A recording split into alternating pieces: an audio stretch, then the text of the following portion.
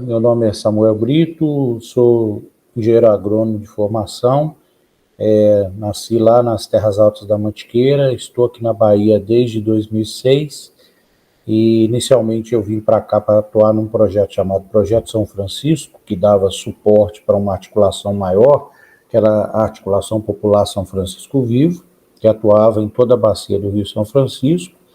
E depois, em 2015, com o fim desse projeto, eu passei para a equipe diocesana da CPT, aqui em Bom Jesus da Lapa, e essa equipe compõe uma equipe maior, subregional, chamada CPT Centro-Oeste da Bahia.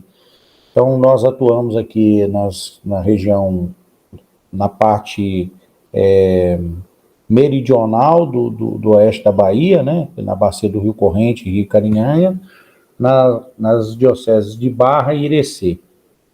E o nosso trabalho ele tem sido, ao longo de muito tempo, né, a CPT aqui na região prioriza as comunidades em conflitos, principalmente os conflitos socioambientais, e os eixos de trabalho são terra e território, água, mulheres, agroecologia e jovens. Hoje os principais conflitos que nós acompanhamos são conflitos fundiários, alguns deles grilagem de terra mesmo, para tomar o território da comunidade, outros envolvendo compensação de reserva legal, então a gente tem chamado esse processo de grilagem verde, né? Então, o grileiro, ele grila o território com o objetivo de colocar nesse território que está ocupado pela comunidade tradicional a reserva legal de um imóvel que ele tem em outro local. Conflitos com grandes projetos, né? O que a gente chama de projetos do capital, então barragem, ferrovia, usina de energia solar e usina eólica. Esses são os principais conflitos que a gente tem acompanhado.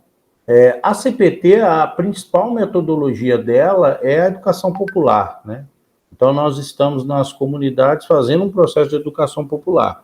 Escuta, problematização, é o método ver, julgar e agir, né? Então, a gente vê a realidade, julga essa realidade e aí, a partir desse julgamento, a comunidade opta por agir ou não. O protagonismo camponês é dos camponeses, então quem define o que fazer sempre são os camponeses.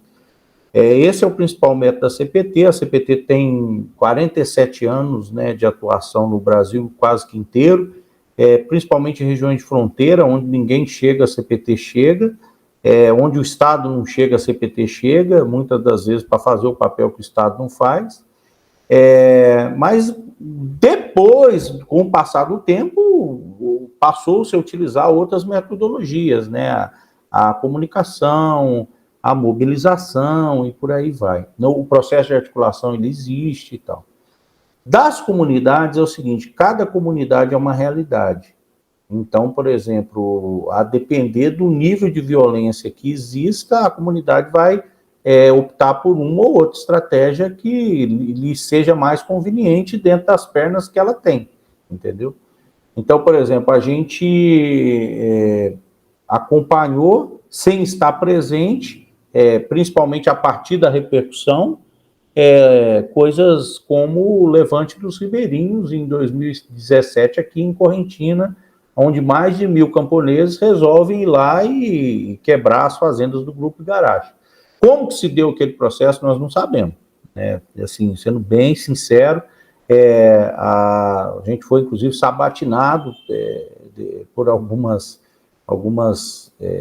pessoas e entidades na época para dizer o que a gente sabia. A gente não sabe de nada. A gente sabe o que está na mídia aí, o que está vendo. E aí é lógico, a partir de um processo de criminalização que houve, a CPT toma partido no sentido de contra-argumentar. Falou, isso aconteceu porque existe 60 anos de expropriação. E essas 60 anos de expropriação, já houve denúncia, nada foi feito, inúmeras audiências públicas, o Ministério Público é testemunha disso, é mediador, não consegue resolver o conflito, e então não restou outra alternativa para o povo do que agir dentro daquilo que a gente, inclusive, escreveu um livro na época, em que o Carlos Walter Porto Gonçalves trouxe uma relação com o que os zapatistas lá no México chamava de digna raiva, que é vamos dizer assim, uma dimensão exponencial da dignidade humana, ou seja, você age dentro daquilo que lhe é possível para garantir a sua dignidade, e por aí vai.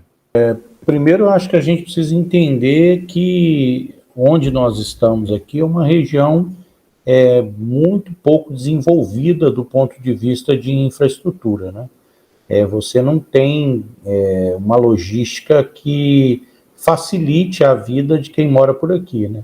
O aeroporto comercial mais próximo é Barreiras, mas mesmo assim você tem voos muito restritos, e o maior, assim, que tem uma diversidade de voos maior, é Vitória da Conquista, que está a 400 quilômetros daqui, né? Guanambi começou a operar esse ano, voos, mas muito limitados, principalmente só para a capital e Belo Horizonte e alguns outros locais. Então essa é um pouco a realidade nossa. As estradas, durante muito tempo, foram muito precárias, né? Estradas esburacadas, algumas sem pavimentação, então, assim, tendo em vista que o agronegócio regional, ele enche a boca para falar que é o fiel da balança do Brasil, esse desenvolvimento do agronegócio, ele não é traduzido numa logística que beneficie a população da região.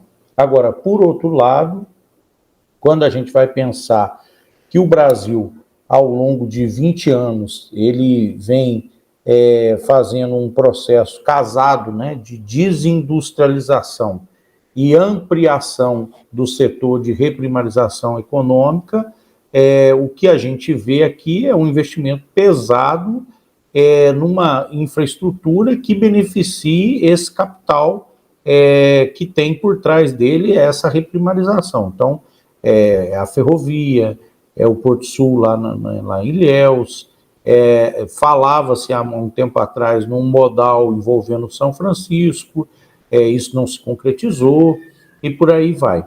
Então, tudo que tem de infraestrutura voltada para a região tem por trás um interesse econômico e não um interesse social.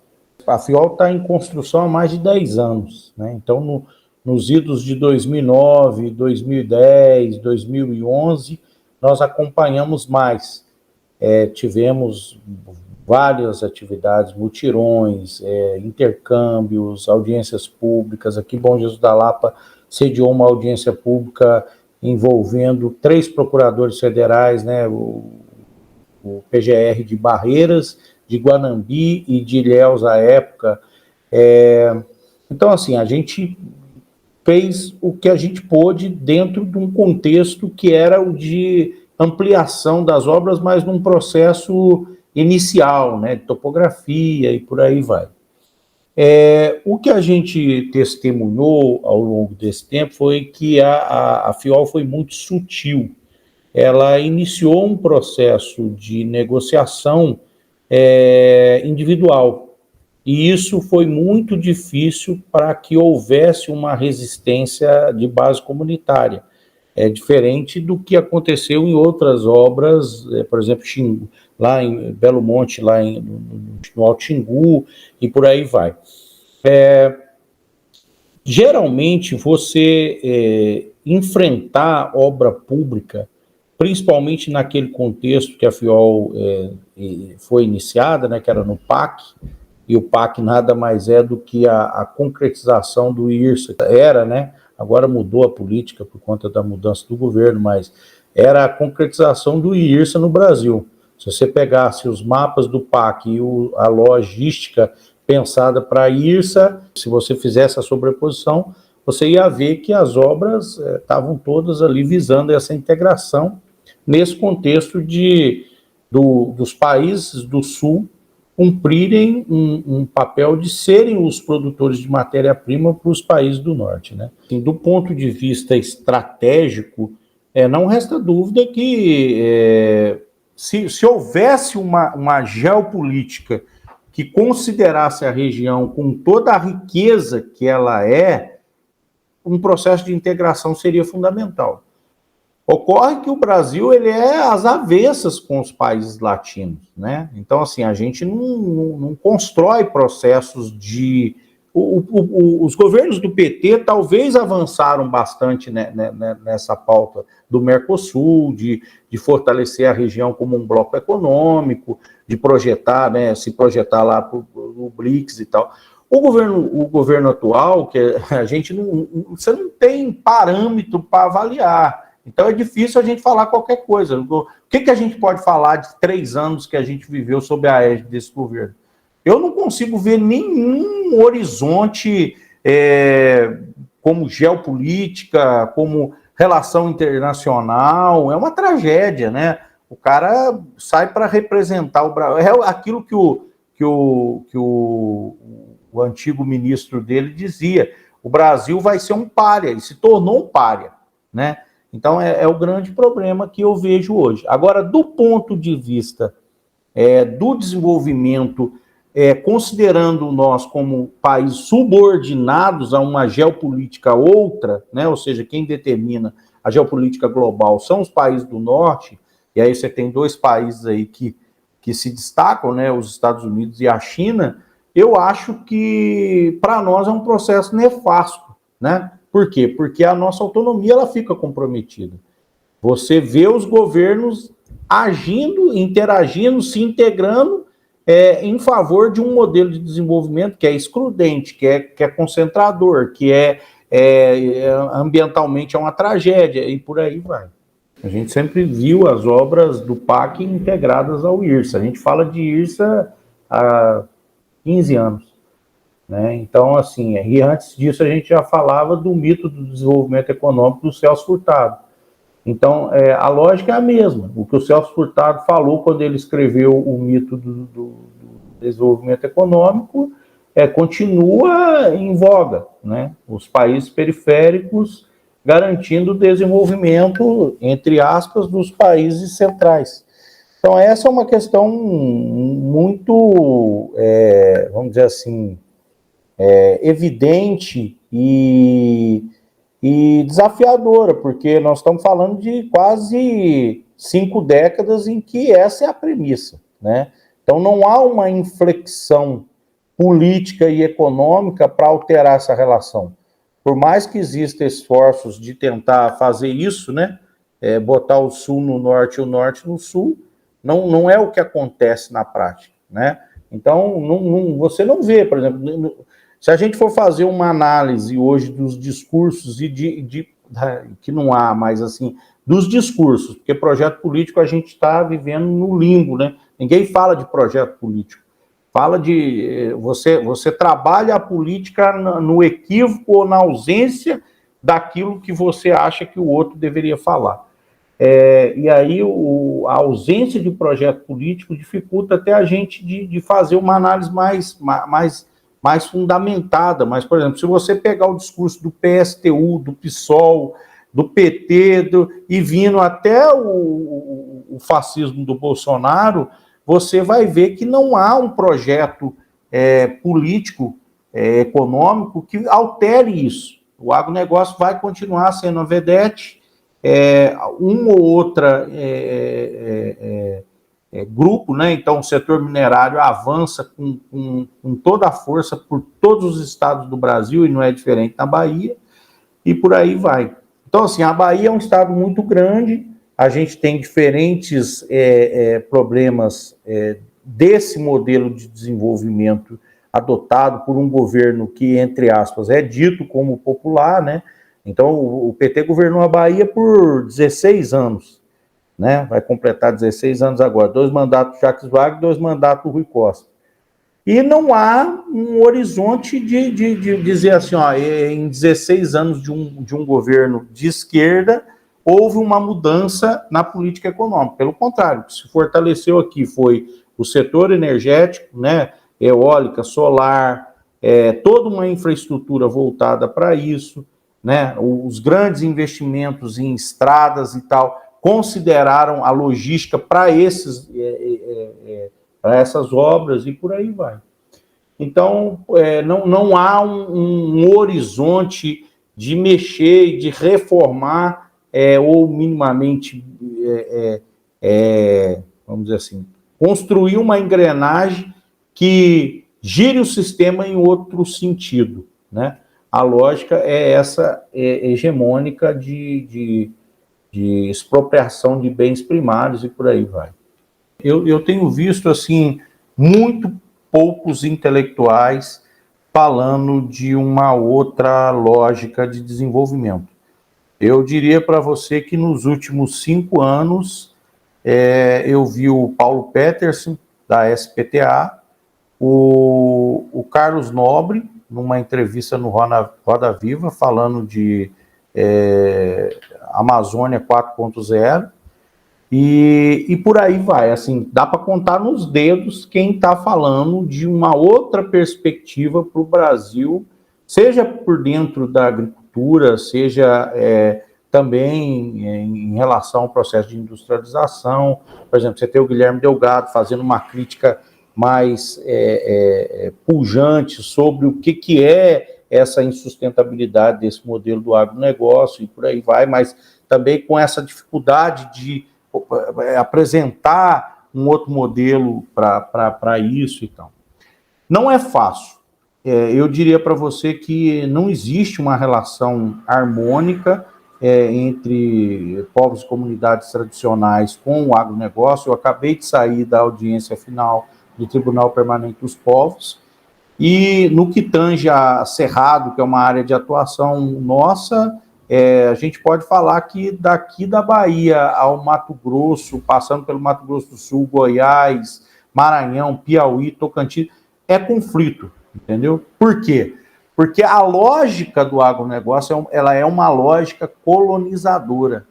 Esse processo decolonial que nós discutimos hoje dentro da academia, ele, vamos dizer assim, ele deveria ser muito bem aplicado no momento atual que nós vivemos, porque nós estamos em pleno processo de colonização, né? Os gaúchos, os catarinenses, os paranaenses, os chineses que vêm para cá, eles têm essa região como subdesenvolvidas e eles precisam trazer o desenvolvimento. Essa é a lógica. Se você pegar o discurso do João Leão, vice-governador da Bahia, ele vai dizer isso. O oeste da Bahia não produz nada. Nós temos que trazer o agricultor de Minas para desenvolver a região do Baixo Rio Grande, né? Então, se você for ver, o Pedro Diamantino, que é um advogado militou na ATR, hoje é professor, ele, na dissertação de mestrado dele, ele fez mestrado na UNB em Direito, ele foi atrás, ele estudou as comunidades de fundo de pasto, ele foi atrás dos rascunhos que deram origem à Constituição Baiana de 89. E um dos relatores da Constituição era o Jair Santos-Sé, era um deputado da época estadual, e o rascunho que deu origem ao artigo 178 da Constituição Baiana, que trata das comunidades de fundo verde de pasto, é extremamente preconceituoso. Então, assim, o que existe dentro do Estado, falando de Bahia, Brasil e de outros estados, é um racismo institucional e agrário. Um racismo agrário institucional. Então, essas comunidades, talvez o mais interessante fosse que elas construíssem por si só os seus caminhos, sem depender do Estado, porque o que vier por parte do Estado, aí é lógico que tem uma contradição nisso, né? Então, assim, reivindicar política pública é direito e não deveria ser barganha, como né? Então, hoje aqui, por exemplo, o pátio da Codevasf aqui em Bom Jesus da Lapa está cheio de trator. Quem entrega os trator? Os deputados, por meio de emenda parlamentar, por meio do orçamento secreto. Então, eles vêm aqui, fazem uma festa na comunidade para poder entregar o trator, ou o poço artesiano, e por aí vai. E aí, o que acontece? Por trás dessa entrega do bem, que é um bem adquirido com dinheiro público, é um bem público e tal, vem a barganha do voto. Eu estou te dando um trator, mas eu quero 500 votos aqui da comunidade. Então, essa é a realidade nossa. Então, romper com isso é um desafio. Então, hoje, o que nós estamos quebrando a cabeça, e não é fácil, nem dentro do nosso campo, é como que a gente constrói processos mais autonômicos, desde as comunidades, para as comunidades, com as comunidades. Esse é o desafio. O que depender do Estado, o Estado entre um território tradicional e um parque solar, você acha que ele vai ficar com qual? Ninguém tem dúvida. Ou tem? Então, é muito difícil enfrentar uma obra que tem por trás a chancela de interesse público, né?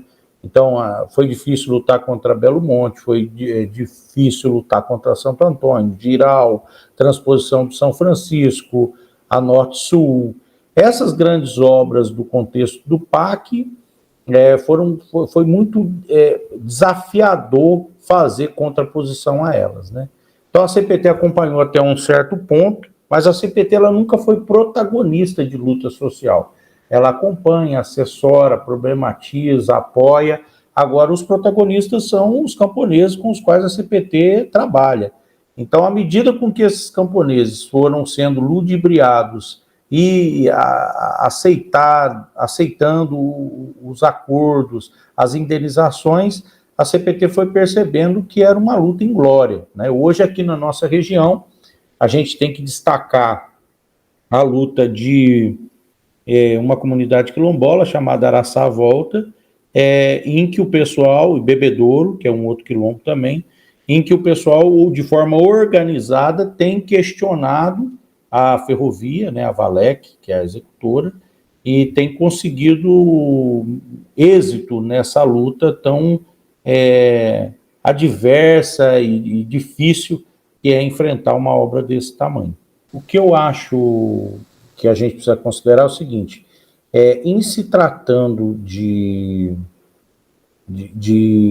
avanço dessas obras, né, a violência com que essas obras foram se dando, elas não deram muita margem para uma participação oficial. O processo de licenciamento é todo viciado, é cheio de defeitos e problemas. A gente não usa mais, né, esse conceito de bioma, a gente acha que é um conceito muito... Ele minimiza o que é essa realidade do que a gente chama de domínios fitogeográficos, né, utilizando aí as ideias do Altair Salles Barbosa. O Absaber vai nessa linha também.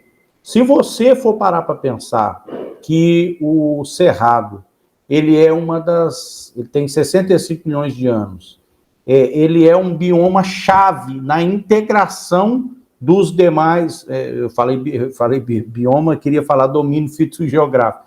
Ele é um domínio fitogeográfico fundamental na integração desses outros domínios. Ele tem a maior biodiversidade, ele é uma das maiores do ponto de vista de área. Então, assim, ele tem uma história ecológica muito grande, né? Assim, uma importância fundamental. As principais bacias hidrográficas nascem aqui e por aí vai. Por isso tudo, a gente acha, corroborando com as ideias do Altair, já seria elemento central para considerar a proteção do Cerrado como uma questão de segurança nacional. Por outro lado, né, diante de tudo que a floresta amazônica representa, e ninguém tem dúvida de que ela é fundamental também para o país e para o mundo, né, as chuvas que caem lá no sul e no sudeste, está comprovado que tem a influência dos rios voadores que influenciam no regime de chuvas lá. Ela tem maior visibilidade internacional que o Cerrado. Então, como o Cerrado não é patrimônio nacional, ele é um bioma que, entre aspas, as 14 fitofisionomias, que são extremamente diversas, a fauna e tal, ela não é tão exuberante como a Mata Atlântica, como a Floresta Amazônica, ele vai ficando para ser o dizimado, né? Então, na escala de prioridade para a expansão de fronteira agrícola, é o Cerrado. E aí, mais uma vez, a instituição, né, a institucionalidade, a Embrapa é a grande responsável por desenvolver a agricultura no Cerrado há 4 décadas, né? Junto com ela as universidades e por aí vai. Eu tive professores na graduação que morriam de orgulho por terem sido desenvolvedores de variedades cultivares de soja, ou adaptado gessagem e calagem para corrigir a acidez do solo em áreas de cerrado, e com isso transformar o Brasil numa das maiores potências agrícolas do mundo. Essa é a questão. A FIOL, ela influencia diretamente nisso tudo, né? Tanto porque ela vai construir um efeito barreira, né? Então, os animais que transitavam livremente não vão ter mais essa capacidade de transitar livremente. As comunidades vão ter os seus territórios cortados, veredas vão ser aterradas, rios vão ser desviados, e por aí vai. Então, assim, não resta dúvida que essas obras, elas criam e influenciam diretamente, criam influências diretamente na vida das comunidades que aqui vivem. Em 2011, em novembro de 2011, quando nós fizemos uma audiência aqui em Bom Jesus da Lapa, o Tribunal de Contas da União tinha recém-publicado um relatório e evidenciava uma dezena de problemas que mostravam essa questão como é que fala? Desvio de dinheiro, né? Esse superávit de valores que estava havendo. Então, assim, a gente trouxe isso para reflexão, e depois, mais para frente, isso foi ficando muito evidente, né? Por exemplo, a Operação Lava Jato, uma das coisas que foi relatada, inclusive eu me lembro bem pelo Marcelo Odebrecht, de que não existia política no Brasil sem Caixa 2. Então, na verdade, por trás dessas grandes obras, existe todo um interesse político-econômico, né? Essas grandes empreiteiras que executam e por aí vai. Foi assim na transposição, é assim na FIOL e vai continuar sendo, não tem outra perspectiva.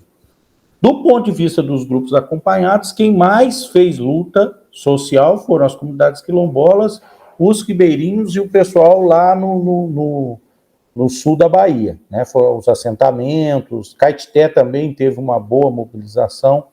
Então, você tem diferentes identidades, cada uma com a sua realidade específica, cada uma com um nível de compreensão do processo, mas é uma luta muito difícil, muito desafiadora, né? A habilidade, a hegemonia por trás disso e toda uma perspectiva de cooptação, de corrupção, de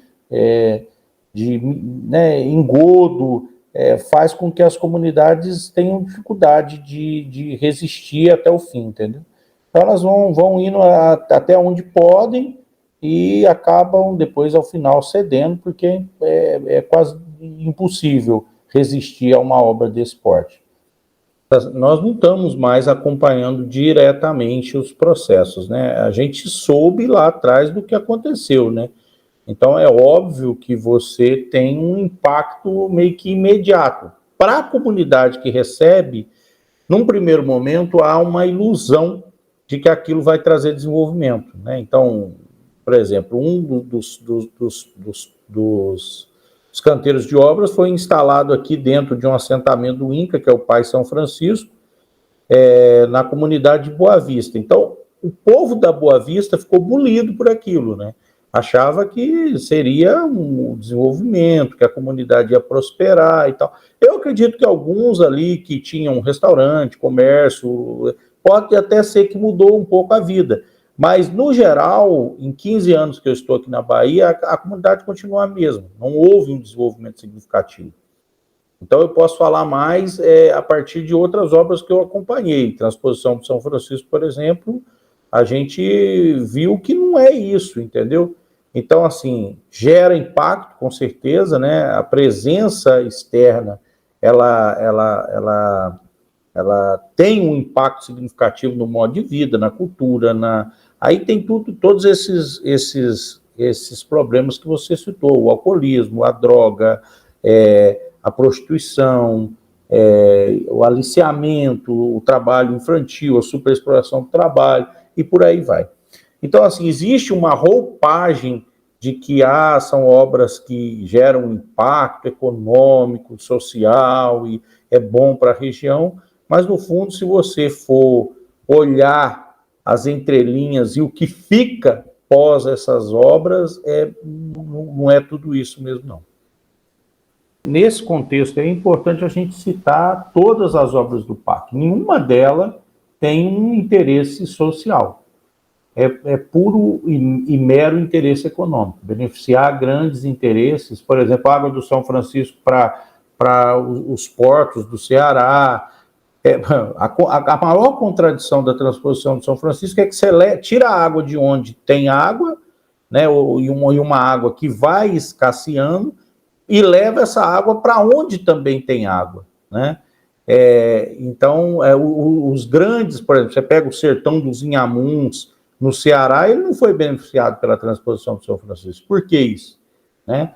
Então, essa é a grande questão. Então, nós temos certeza, aqui a base econômica da região é a agricultura de subsistência, a agricultura familiar e a média agricultura, né? Então, você tem alguns polos de determinadas culturas, igual, por exemplo, o Jesus da Lapa tem um grande perímetro irrigado que é alicerçado na monocultura da banana, né, que é o Projeto Formoso.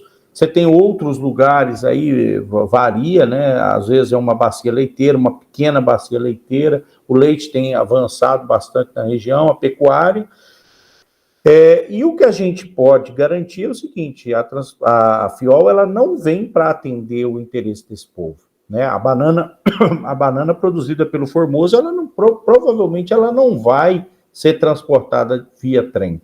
Então, essa obra da FIOL, ela visa essa integração com a Ferrovia Norte-Sul e o Porto de Ilhéus, né, o Porto Sul, mas não tem objetivo de beneficiar a região com um transporte modal, ou transporte passageiro, ou cargas da agricultura local, familiar. É grão, principalmente soja, que vai aumentando consideravelmente ano a ano, né, as áreas plantadas com soja, provavelmente alguma coisa de pecuária, grãos no geral, algodão, por aí vai, e minério de ferro de Caetité. O campesinato brasileiro ele é muito diverso e plural, né? Então você teve, após a reabertura política lá nos idos dos 80 e tal, final dos anos 70, uma convergência em torno de pautas que eram importantes, por exemplo, a reforma agrária, e criou movimentos sociais muito potentes como o MST, né? O MPA, o MAB, que depois se agregam na Via Campesina. Então, se você pegar os anos dos 80, a década de 80, até os anos 2000, esses movimentos sociais da Via Campesina tiveram um protagonismo muito grande, né? Hoje, eu acredito que esse protagonismo, não que eles não tenham força social, eles têm, e têm mostrado isso em vários momentos e tal, mas as comunidades tradicionais, aí as várias identidades, né? Por exemplo, se você pega a Teia do Maranhão, você está falando de mais de 6 povos diferentes, né? Quebradeira de Coco, Quilombola, o pessoal do Gerais de Balsas, e por aí vai, né? Indígena e tal. Então, assim, você tem diferentes formas de se articular. Eu acho que hoje o que a gente poderia considerar um levante importantíssimo é o acampamento Terra Livre, que vem acontecendo anualmente, organizado pelos indígenas, de forma autônoma, diga-se de passagem, em Brasília, né? Então é um exemplo muito forte de articulação, que eles fizeram o ano passado, uma coisa assustadora, né? Assim, do ponto de vista de logística, de levar aquela quantidade de índio para lá e por aí vai. E aí tem toda uma questão que é sociológica, né? Assim, você construir pautas unitárias dentro do campesinato é muito desafiador, Porque o campesinato, ele apesar de ter um horizonte autonômico, solidário, ele é um tanto quanto movido pela estrutura familiar, que é individualista, né? Então, assim, às vezes eu tenho dificuldade de abrir mão do meu para me somar à luta do outro. Então é um desafio. Mas eu acho que as contradições impostas pelo capital, de maneira geral, e pelo Estado, que é quem aterriza o capital nas regiões, né, na esfera local, elas vão fazendo com que o povo avance. Não tem dúvida disso.